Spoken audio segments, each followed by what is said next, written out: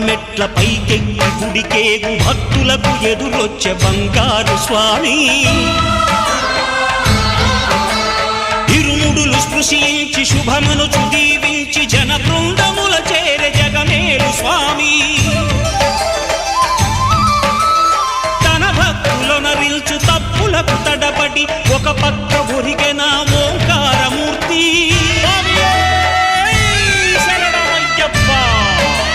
స్వాములందరూ తనకు సాయము కాగా ధీమంతుడై లేచే ఆ కన్య స్వామి